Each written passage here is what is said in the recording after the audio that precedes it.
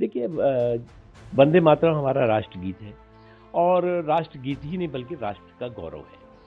अब अगर कुछ लोगों को राष्ट्रगीत से, वंदे मातरम से उनका ईमान जो है वो खतरे में पड़ जाता है, ईमान टूट जाता है, तो उनसे बड़ा बेईमान कोई नहीं है। जिस गीत को कि कॉन्स्टिट्यूएंट असेंबली ने राष्ट्रगीत के तौर से जो है वो स्वीकार किया, सम्मान किया, जिस गीत को हमारे आज़ादी के नायकों ने पूरे जुनून और जज्बे के साथ जो है वो आज़ादी की जंग में जो है वो गाते हुए जो है वो देश को आज़ाद कराया, अंग्रेज़ों को देश से भगाया, आपका वो ईमान टूटा जा रहा है। जिससे ज़्यादा तो, इससे बड़े तो आप बेईमान नहीं हो सकते। आपके जो देश के,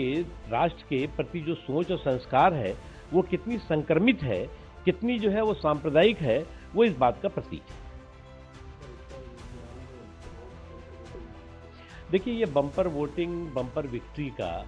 संदेश है। अब मैं इसलिए कह रहा हूँ कि ये बम्पर वोटिंग, बम्पर विक्ट्री का संदेश है कि ये जो बम्पर वोटिंग हुई है ये कोई सामान्य परिस्थितियों में नहीं हुई है। ऐसी परिस्थितियों में हुई है जब कांग्रेस पार्टी और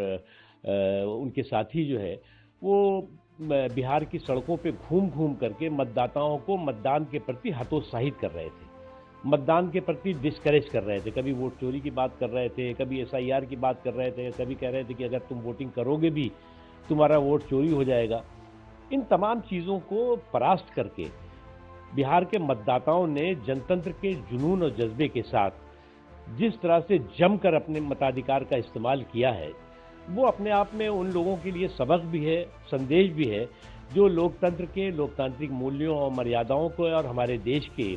विशाल जनतंत्र को जो है वो बदनाम करने की षड्यंत्र और साजिशों में लगे हुए हैं। मैं मानता हूँ ये जो जो वोटिंग है वो बम्पर विक्ट्री का संदेश है, और ये संदेश उन लोगों के लिए सबक और संदेश है जो मतदाताओं को लगातार हतोत्साहित कर रहे थे कि भैया वोट मत देना, नहीं तो तुम्हारा वोट चोरी हो जाएगा, वोट करोगे भी तो तुम्हारी वोट चोरी हो जाएगी। इस तमाम चीज़ों के बावजूद जिस तरह से हमारे देश के मतदाताओं ने अपने मताधिकार का इस्तेमाल किया है, वो उन लोगों के लिए ज़रूर सबक और संदेश है जो लोग कि लगातार वर्षों से जो है वो हमारी जो वाइब्रेंट डेमोक्रेसी है उसको वायलेंट एनार्की के जरिए जो है वो डिस्ट्रॉय करने में लगे हुए थे।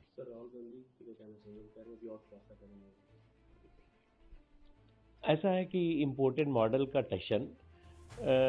डिफीटेड डायनेस्टी के मिशन को भी जो है वो उसका भी जो है बेड़ा पार नहीं कर पा रहा है। अगर इम्पोर्टेड मॉडल के टशन के ज़रिए डिफीटेड डायनेस्टी का जो मिशन है वो उसका बेड़ा पार नहीं हो पा रहा है, तो आपको समझ लेना चाहिए कि इनके जो है वो फूके हुए जो बम के गोले